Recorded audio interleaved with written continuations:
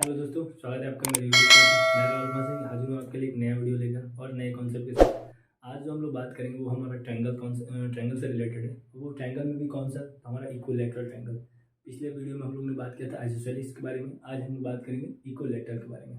तो इक्विलैटरल में करने से पहले वही बात, अगर आप चैनल पर नए हो तो प्लीज़ मेरे चैनल को सब्सक्राइब करें। इस तरह की छोटी छोटी वीडियो के साथ आपको कॉन्सेप्ट सीखने को मिलेगा। तो देखिए, हम लोग समय व्यर्थ न करते हुए आते हैं हम लोग कॉन्सेप्ट पे जो हम लोग आज सीखने वाले हैं। फिर से वही बात कहूँगा कि अगर आपको सीखना है तो मेरे साथ बने रहें। बनने के लिए आपको सब्सक्राइब करना पड़ेगा और नोटिफिकेशन बेल को क्लिक करना पड़ेगा। तो देखिए, आज हम लोग जो बात करेंगे वो हमारे कौन सा ट्रायंगल है, पहले ये देख लेते हैं। तो हमारा आज का ट्रायंगल का नाम है इक्विलैटरल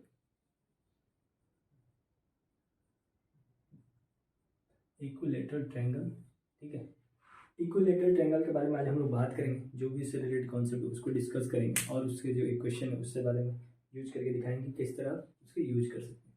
तो देखो, पहला चीज कि अगर हमारे पास कोई एक ट्रायंगल दिया हुआ है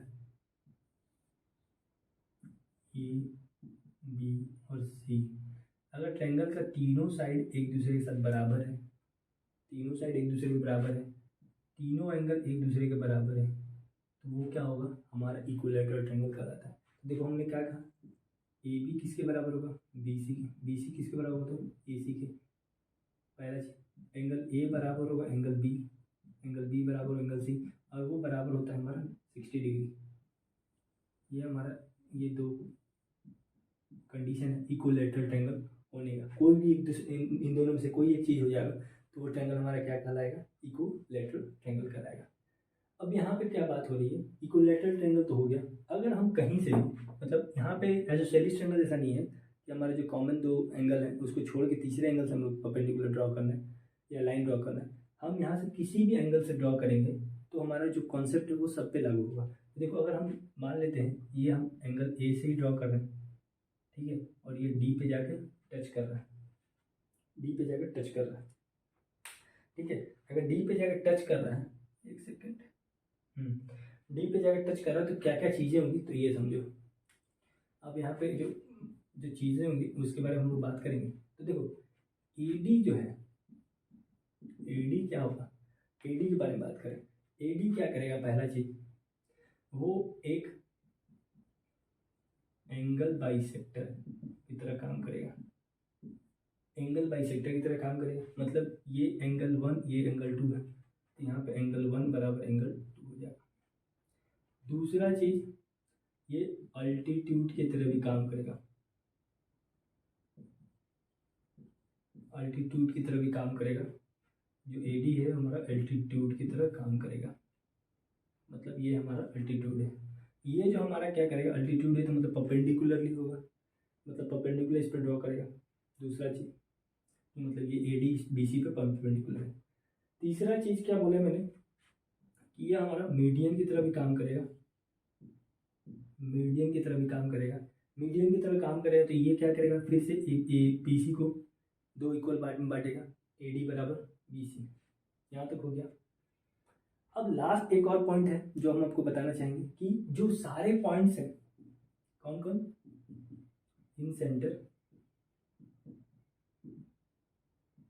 सरकम सेंटर, ऑर्थो और सेंट्रॉइड, ये जो चारों पॉइंट्स हैं वो हमारा क्या होगा, सिंगल पॉइंट पे लाके लाई करेगा। सिंगल पॉइंट पे कहने का मतलब कि अगर हम यहाँ से बी सी से भी हम यहाँ से अगर ड्रॉ करते हैं तो ये परपेंडिकुलर होगा। तीसरा चीज, ये अगर हम ए सी से ए करते हैं तो बी डी हो गया ना, ई और ये एफ, ये जो पॉइंट यहाँ इंटरसेक्ट कर रहा है यहाँ पे हमारा जो है वो 4 पॉइंट्स लाई करेगा। मतलब ये चारों जो पॉइंट्स हैं इसी पॉइंट पर होगा। ये हमारा लास्ट कॉन्सेप्ट है। अब ये तो हो गया हमारा लिखा जोखा, जो हमारा ए डी या जब हम ड्रॉ करते हैं परपेंडिकुलर अंदर में, ये हमारा चीज़ें आती हैं बनकर। अब आता है कि हम यहाँ पे क्या कर सकते हैं, तो हम क्या कर सकते हैं, हाइट कैसे निकाल सकते हैं और एरिया कैसे निकाल सकते हैं। सेम चीज़ है। अब देखो यहाँ पे हाइट कैसे निकालना है, तो देखो हाइट हमने पिछले वीडियो में आइसोसेलेस ट्रायंगल में क्या बताया था। तो देखो हाइट हमने क्या बताया था कि क्या बताया था हमने हाइट, हाँ हाइट मैंने बताया था 4a² - b² बाई 2 बताया था ना। अब देखो हमने क्या कहा था कि हाइट, ये आइसोसेलेस के बारे में बात हो रहा था। तो आइसोसेलेस में क्या था कि 2 एंगल बराबर थे, चलो 2 एंगल या 2 साइड बराबर थे। यहाँ पे तीनों साइड बराबर है, तो तीनों साइड बनाने का मतलब करेंगे, मतलब ए बराबर बी बराबर सी, तीनों बराबर है। तो मतलब ए और बी बराबर है, तो यहाँ पे ए की जगह हम रखते हैं, बी की जगह ए रख देंगे, तो ये ए स्क्वायर और 4a स्क्वायर है, तो यहाँ पे क्या आ जाएगा 3 आ जाएगा, तो 3√3 हो गया तुम्हारा, और ए बच गया यहाँ पे बाई 2।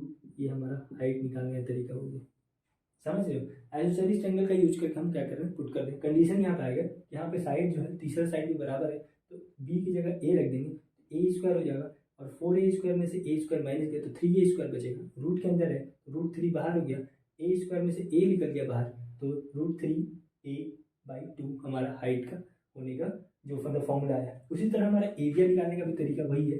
अब एरिया निकालने का तरीका हम क्या बताए थे यहाँ पे आइसोसेलेस में, तुम्हारा आपका क्या बोलते हैं b/4, ठीक है, 4a square minus B square बताए थे, क्या यही बताया था ना। अब यहाँ से अगर हम पुट करते हैं, क्या पुट करेंगे यहाँ पे b, यहाँ पे आ जाएगा आपका b/4 इंटू √3/b आ जाएगा। अब √3 इधर आ गया, तो एरिया हमारा आ गया √3 b स्क्वायर/4। ये हमारा इक्विलेटरल ट्रायंगल निकालने का एरिया होता है, ठीक है। आइसोसेलेस ट्रायंगल से ही निकाल दिए। तो ये हमारा 3 चीज़ थी जो आपको पता होनी चाहिए। हाँ, एक और 2 चीज़ पॉइंट आप जान लो, 2 पॉइंट और क्या है, आर, ये क्या है,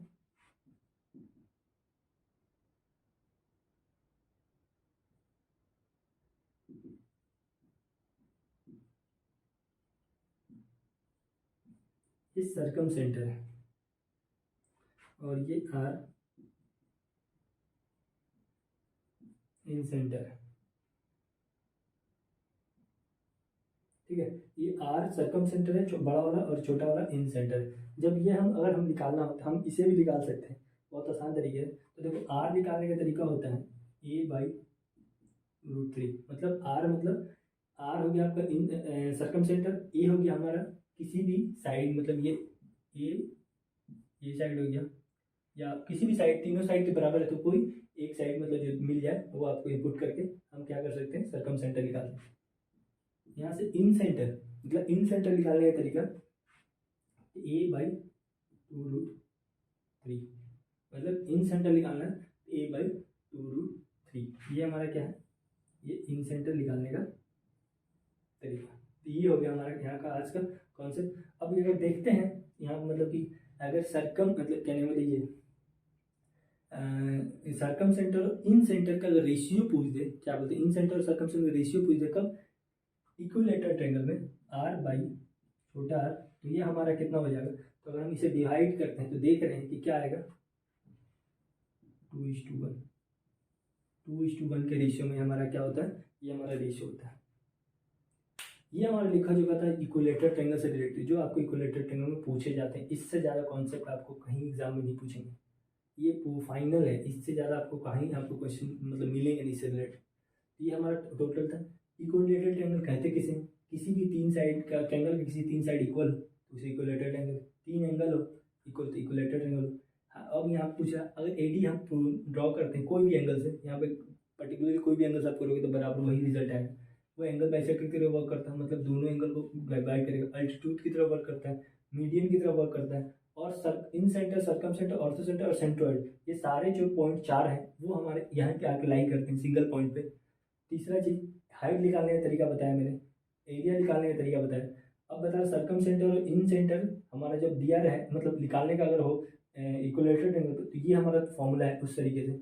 और दूसरा चीज़ कि सर्कम सेंटर और इन सेंटर का जो रेशियो है इक्विलेटरल ट्रायंगल पे वो हमारा 2:1 है। ये हमारा टोटली हमारा क्या था, ये आज का कॉन्सेप्ट था। अब हम लोग आते हैं यहाँ पे एक क्वेश्चन इससे रिलेटेड जुड़े क्वेश्चन, तो हम इसे मिटा के क्वेश्चन लेके आते हैं। एक सेकंड में टाइम दीजिए। देखिए ये हमारा क्वेश्चन है। हाँ, एक और चीज़ क्वेश्चन बताने से पहले एक कॉन्सेप्ट मैंने छूट गया था, वो मैं बता दे रहा हूँ आपको। कॉन्सेप्ट क्या था, देखो अगर हमारा इक्विलेटरल ट्रायंगल दिया हुआ है, ठीक है, ABC, मैंने क्या किया कि इक्विलेटरल ट्रायंगल दिया हुआ है और यहाँ पे कह रहा है कि अगर एक हम लाइन ड्रॉ करते हैं पी क्यू। क्या कहा मैंने, इक्विलेटरल ट्रायंगल दिया हुआ है और उस इक्विलेटरल ट्रायंगल में हम एक लाइन ड्रॉ करते हैं पी क्यू, और वो एक दूसरे मतलब जो बी सी है उसका क्या है, पैरेलल है। मतलब यहाँ पे अगर हम कंडीशन दें P Q parallel to B C, तब क्या होगा, ए पी क्यू भी क्या होगा, एक इक्विलैटरल ट्रायंगल होगा। मैंने क्या कहा कि एक अगर इक्विलैटरल ट्रायंगल दिया हुआ है और किसी साइड के पैरेलल एक हम लाइन ड्रॉ करते हैं जो दो अदर साइड पर इंटरसेक्ट करता है, तो वो जो अदर इंटरसेक्ट करने वाला लाइन है वो एक ट्रायंगल बनाएगा स्मॉलर, वो हमारा क्या होगा, वो ट्रायंगल भी हमारा इक्विलैटरल ट्रायंगल होगा। कहने मतलब ये हमारा, अगर देखें तो अगर ये ए है, ये भी ए और ये भी ए हो जाएगा। ये हमारा आज का कॉन्सेप्ट था। अब आते हैं यहाँ पे, नोट कर लेना, ये छूट गया था। यही कॉन्सेप्ट हम यहाँ पे यूज करेंगे अभी, क्योंकि ये बताना भूल गए थे हम। तो देखो क्वेश्चन क्या कह रहा है यहाँ पे, समझो अब, उसके बाद हम लोग क्वेश्चन बनाएंगे। In an equilateral triangle A B C having side 30, equilateral triangle का एक साइड 30 दिया, मतलब सारे साइड 30 होंगे। X Y parallel B C है, X P parallel A C है और Y Q parallel A B है, और ये हमारे पास दिया हुआ है सम बराबर 40 दिया हुआ है। तो पूछ रहा पी क्यू क्या होगा ये बताइए। देखो यहाँ पे सिंपल सा, अभी हमने जो कॉन्सेप्ट बताया उसी का यूज है। देखो ये ए बी ये सी, अब देखो क्या पूरा X Y parallel B C, मतलब इसका पैरेलल वहाँ पे एक एक्स वाई होगा। दूसरा एक्स पी पैरेलल ए सी, इसका पैरेलल यहाँ पे एक एक्स और पी होगा, ठीक है। तीसरा क्या पूछ रहा है, वाई क्यू पैरेलल, क्या पूछ रहा है, Y Q parallel A B, Y Q, तो देखो वाई क्यू कहीं यहीं पे होगा, वाई क्यू पैरेलल क्या है, ए बी, ठीक है। अब हमसे पूछ रहा है कि ये पी क्यू जो लेंथ है इसका लेंथ बताइए क्या होगा, यही हमसे पूछा, कोई दिक्कत यहाँ से। अब देखो यहाँ पे अगर हम देख रहे हैं, ये हमारा डायग्राम अगर बन गया है, तो हम बोले थे कि जब भी अगर हो ऐसा, तो ये भी इक्विलैटरल ट्रायंगल होगा, ये भी इक्विलैटरल होगा, ये भी इक्विलैटरल होगा। तो अगर मान लीजिए ये ए है, ये भी ए, ये भी ए, अगर ये बी है, ये भी बी, ये भी बी, तीनों साइड इक्वल होगा। अगर ये हमारा सी है, ये हमारा सी और ये भी सी, कोई दिक्कत नहीं। अब देखो ए बी हो जाएगा A plus B, A C हो जाएगा A plus C, and B C हो जाएगा B plus P Q plus C. यहाँ तो कोई दिक्कत नहीं, B plus P Q plus C, ये तीनों मिलाकर मेरा टोटल बी सी होगा। ये ए बी मिलाकर मेरा ए बी होगा और ए सी मिलाकर हमारा ए सी होगा। यहाँ तो कोई दिक्कत नहीं। अब यहाँ पे देखो हमारे पास A B plus B C plus A C 90 होगा। क्यों? क्योंकि एक साइड हमारा 30 दिया हुआ है, यहाँ पे कोई दिक्कत नहीं आ रही, 30 दिया हुआ है, तो 30 हमारा कितना हो गया, 90 हो गया। ए बी हम पुट करते हैं, अगर हम तीनों को जोड़ दें तो देखो यहाँ पे ए 2a आ जाएगा, बी 2b आ जाएगा, सी 2c आ जाएगा, प्लस पी क्यू बराबर 90, कोई दिक्कत नहीं। अब यहाँ देखो एक्स पी बी है, एक्स वाई ए है और वाई क्यू, मतलब यहाँ पर अगर देख रहे हो तो बी प्लस ए प्लस सी हमारा दिया हुआ है कितना, 40। तो देखो अगर यहाँ से हम देख रहे हैं तो 2 कॉमन लें तो A plus B plus C plus P Q बराबर 90। यहाँ पे हमारा दिया हुआ 40, दोनों को अगर ऐड करेंगे तो यहाँ से देखो आंसर आ जाएगा 2 × 40 प्लस पी क्यू बराबर 90। ये हमारा 80 हो जाएगा, 80 इधर जाएगा तो माइनस में आ जाएगा, तो हमारा पी क्यू आ जाएगा आंसर 10, मतलब हमारा पी क्यू कितना आ रहा है, 10 सेंटीमीटर। यही हमारा आज का आंसर है। तो हमारा यही पूछा था कि पी क्यू का लेंथ बताइए, ठीक है। एक सेकंड देख लें कि कट तो नहीं रहा, नहीं कटा है, ठीक है। तो ये हमारा क्या था कि हमारा ये आंसर था। अब देखिए ये तरीका अगर आपको पता है तो ये कॉन्सेप्ट काफ़ी इजी, मतलब आपको क्वेश्चन इजी लगेगा, नहीं तो आप कभी इसको बनाने की कोशिश किया आपको समझ में ही नहीं आएगा बनाना कैसे, ठीक है। ये हमारा आज का सेशन था इक्विलैटरल ट्रायंगल से रिलेटेड। होपफुली आपको अच्छा लगा होगा, अगर अच्छा लग रहा है तो फिर वही बात, दोस्तों के साथ शेयर करें, खुद को भी सब्सक्राइब करवाएं, और जो अच्छा मतलब लग रहा है वो कमेंट में जरूर बताएं, या कुछ खरा मतलब समझ नहीं आ रहा वो भी बताएं, ठीक है। इस तरह की वीडियो लेके आता हूँ जो आपको एग्जाम में पूछे जाते हैं, एग्जाम में आपको हेल्प करते हैं, तो होपफुली आपको अच्छा लगेगा। तो मिलते हैं नेक्स्ट वीडियो में इस तरह के कॉन्सेप्ट के साथ। धन्यवाद।